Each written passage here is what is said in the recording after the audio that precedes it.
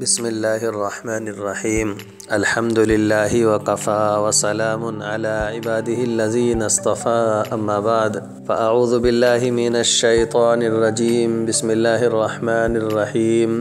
زبیدہ خاتون یہ ایک بڑی نیک دل عورت تھیں اور وقت کے بادشاہ ہارون رشید کی بیوی ہیں۔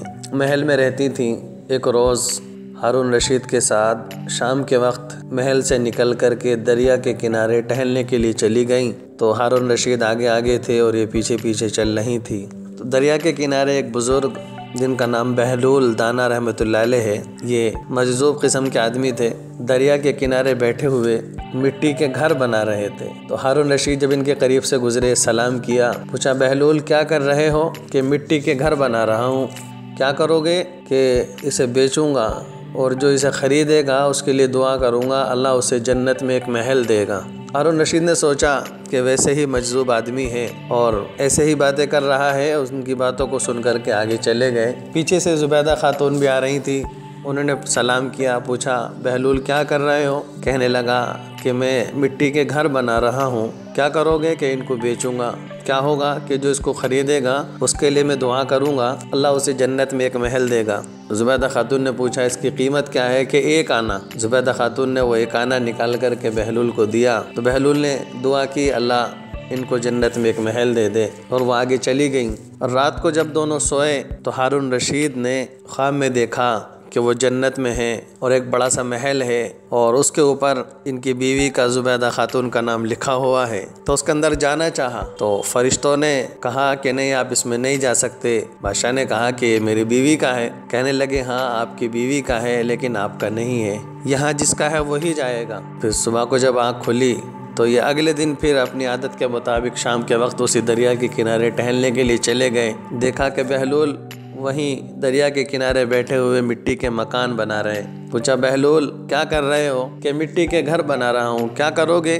کہ جو اسے خریدا گا اس کے لیے دعا کروں گا، اللہ اسے جنت میں ایک محل دے گا۔ بادشاہ نے پوچھا اس کی قیمت کیا ہے؟ تو بہلول دانا رحمۃ اللہ علیہ نے کہا کہ بادشاہ سلامت، اس کی قیمت آدھی بادشاہت ہے۔ بادشاہ نے کہا کہ کل تو آپ 1 آنے میں بیچ رہے تھے اور آج اتنی زیادہ قیمت بتاتے ہو؟ تو بہلول دانا رحمۃ اللہ علیہ نے فرمایا کہ بادشاہ کل جو سودا تھا وہ بغیر دیکھے تھا اور آج تو آپ رات دیکھ کر کے آئے ہو، اس لیے اس کی قیمت بڑھ گئی۔ اس لیے آخرت جو ہے ہماری نظروں سے اوجھل ہے، ہمیں نظر نہیں آتی کہ آخرت میں اللہ رب العزت کس عمل پر کیا بدلہ دے گا، اس لیے ہمیں اس کا یقین نہیں۔ اس لیے ہمیشہ آخرت کی فکر رکھنی چاہیے، آخرت کے اوپر یقین رکھنا چاہیے۔ اللہ کو کون سا عمل پسند آ جائے اور کون سا عمل جنت میں جانے کا سبب بن جائے۔ انہی زبیدہ خاتون کی بات ہے، بڑی نیک دل عورت ہے، یہ بادشاہ کا محل ہے، محل میں رہتی ہیں، قرآن پاک کی تلاوت، خوب قرآن پاک کی تلاوت کا شوق ہے، بڑی نیک خاتون ہے، خوب سخاوت بھی، خرچ بھی کرتی تھی، غریبوں کی مدد بھی کرتی تھی۔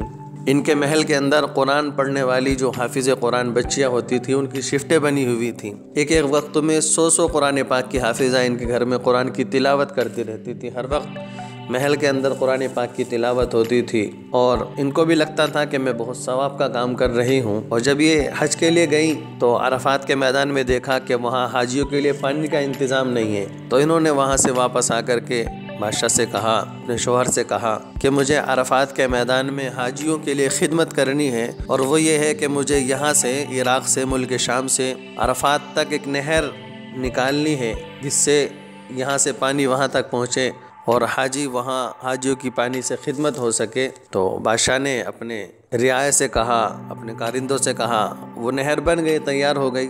ایک بزرگ نے، بڑے بزرگ ہیں، انہوں نے اپنی کتاب میں لکھا کہ چند سال پہلے تک اس نہر کے اندر پانی آتا تھا، ابھی بند ہو گیا۔ میں نے بھی وہ نہر دیکھی ہے۔ تو جب ان کا زبیدہ خاتون کا انتقال ہوا اور قبر میں گئیں تو فرشتوں نے پوچھا کہ کیا لے کر کے آئی ہو؟ تو ان کو تو اپنے اوپر اتنا ناز تھا کہ میں نے اتنی قرآن پاک کی خدمت کی ہے، اتنا قرآن پاک میرے گھر میں پڑھا جاتا تھا، اس کا ثواب میرے اعمال نامے میں ہوگا، اور میں نے اتنی بڑی خدمت کی ہے کہ اتنی لمبی نہر اتنی دور سے عرفات تک پہنچائی اور لوگ اس سے سیراب ہوتے ہیں اور لوگ اس سے سیرابی حاصل کرتے ہیں، اور قافلے کے لوگ اپنے اونٹوں کو پانی پلا، حاجی لوگ خود اس کا پانی پیتے ہیں۔ فرشتوں نے کہا کہ نہیں، ایک روز تم کھانے کے لیے بیٹھی ہوئی تھی اور تم لقمہ اٹھا کر کے منہ میں لے جانا چاہتی تھی، اسی وقت اذان کے کلمات شروع ہوئے، اذان ہونا شروع ہوئی تو تم نے دیکھا کہ تمہارے سر کے اوپر تمہارا دوپٹہ پورا نہیں تھا، سر کا کچھ حصہ کھلا ہوا تھا۔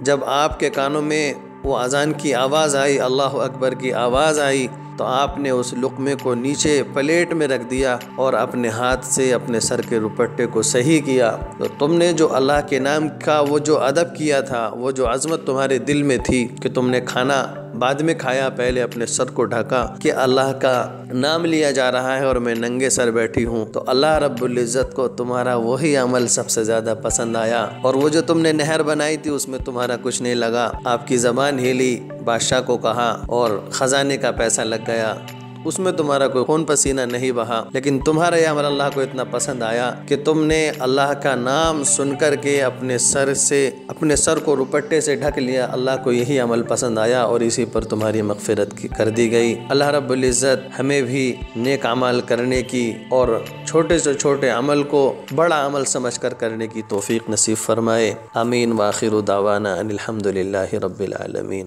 کل پھر اسی وقت ایک خاص عمل لے کر کے آپ کی خدمت میں حاضر ہوں گے انشاءاللہ۔ آخر میں درخواست ہے کہ ہمارے اس چینل کو سبسکرائب کر دیجئے، لائک کیجئے اور شیئر کیجئے۔ السلام علیکم ورحمۃ اللہ وبرکاتہ۔